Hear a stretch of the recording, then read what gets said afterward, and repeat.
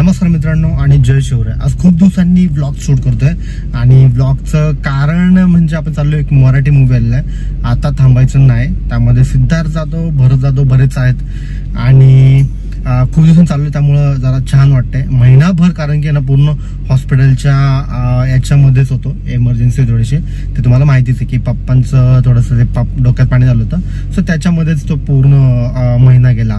कुठल्या हॉस्पिटलमध्ये करायचं, कसं करायचं, काय करायचं, किती उठा ठेव, हे ते सगळं झालं। पण असो व्लॉग आता रेग्युलर होतील कारण की थोडा गॅप झालेला आहे। It's okay, that is fine.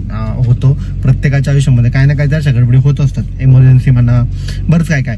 पण मला अजून एक गोष्ट आवर्जून सांगायची आहे की आपल्याला जसं लहानपणापासून आपले आई बाबा जसं सांभाळतात तसं आपण त्यांना म्हातारपणी आहे ना सांभाळायला पाहिजे।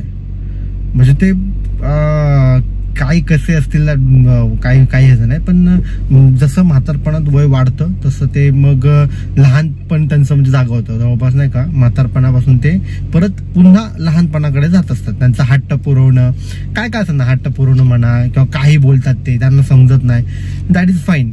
कारण की ते आपण समजून घ्यायचं, कारण की आता आपण हुशार असतो आणि ते थोडं लहान असतं, सो पण ते बाकीच होतं, पण त्यांना सांभाळणं गरजेचं आहे। म्हातार झाले म्हणून त्यांना उगाच शिव्या घालणं किंवा की तुम्हाला कळत नाही का, असं नाही करतायत का, तसं नाही करतायत का, असं नाही बोललं पाहिजे। मला तरी असं वाटतंय। सो म्हणून आपण आपल्या आई बापाला सांभाळलं पाहिजे।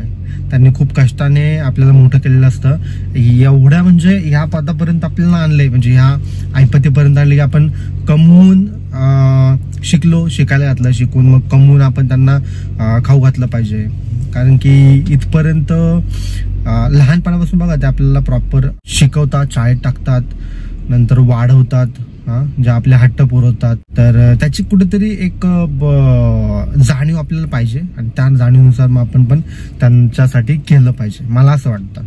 सो ठीक आहे, असो बाकी तर सगळं राहिलं थोडं, आपले ब्लॉग आता कंटिन्यू होतीलच। आता आमची जस्ट वैशू येते आणि आपण चाललोय मूवी बघायला, आता थांबायचं नाही।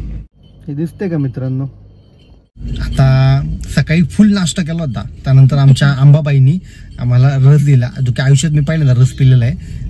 त्याची व्हिडिओ टाकेल मी इथे, ओके। चांगला झाला ते वेगळी गोष्ट, पण माझ्या आयुष्यामध्ये मी घरचा रस नव्हतो पित, सो मी पहिल्यांदा रस पिला ते आता ठीक आहे, असो। आणि आता ऊसाचा रस का पितोय, कारण की तिकडे गेल्यानंतर ना मूवी बघताना भूक लागते, त्यापेक्षा आपलं मस्त ऊसाचा रस घेऊन जायचं आणि ते एकदम निवांत चिल, कारण की आमच्या वैष्णवी पण थोडंसं जेवण गेलेलं आहे, सो काहीही लोड नाही। कारण की हे बघा तिकडे अति महाग भेटतं, अति महाग, कुठल्याही थिएटरमध्ये गेलं ना अति महाग भेटतं, बरोबर की नाही Vaishu? So this is the Ninja technique. मग 3-4 तास तिकडे जाणार आहे आपले, तर त्याच्या ऐवजी मस्त रस पिऊन जायचं, भारी असं काहीच खायचं पाहिजे नाही तिकडं। एकदा थिएटरला जायच्या आधी, म्हणजे मूवीला बघायच्या आधी खाऊन जायचं पूर्णपणे, अदरवाईज तिकडून आल्यानंतर डायरेक्टली खायचं, संपला विषय। रस पिलेला तो वाला, बास संपला विषय भाई। गरमीला आहे ना बीट करायचं ना आपलं, फक्त ऊसाचा रस, संपला विषय। तुला वैशव बापरे 40 रुपये तिकीट, आपलं तिकीट 40 रुपये पार्किंगचं, बापरे। ते पण मॉल मध्ये ग्रँड स्ट्रीटला आलो होतो, 40 रुपये पार्किंगला लागतायत 4 व्हीलरला। आता मी ना वैशूला तेच म्हणत होतो की आपण 1.5 महिन्यानंतर मूवीला आलोय, कारण की आपण मूवी सोडत नाही, शक्यतो आपण कुठले मराठी आणि साऊथचे आपल्या OTT वर बास, बाकी कुठलेच नाही। म्हणजे मराठी पिक्चर ऑलवेज त्याला आपण सपोर्ट करतो ऑलवेज। आणि आज महाराष्ट्र दिन पण आहे, हे भारी बघ ना, पीव्हीआर मस्त आहे, पीव्हीआर भारी, पीव्हीआर फुलीच। काय लास्ट पिक्चर कोणता बघितलं होतं, आठवतंय का?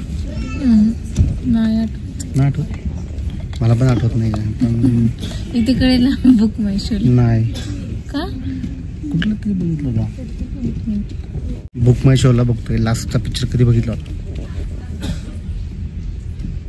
छावा नाही रे, त्याच्यानंतर बघितलं होतं आपण, छावानंतर मूवीज नाही। अरे हा, म्हणजे 2-3 महिने झाले का?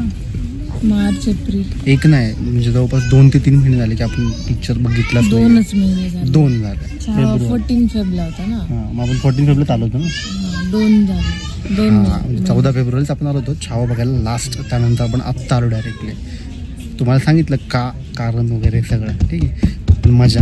आणि हे PVRचे जे सीट्स आहेत ना, हा जो डिस्टन्स आहे हा तो मस्त आहे. हा वाला म्हणजे बूट साईड म्हणतो आपण आपला पाय वगैरे ठेवायला, तो भारी आहे सगळ्यात. Grand स्ट्रीटमध्ये PVR.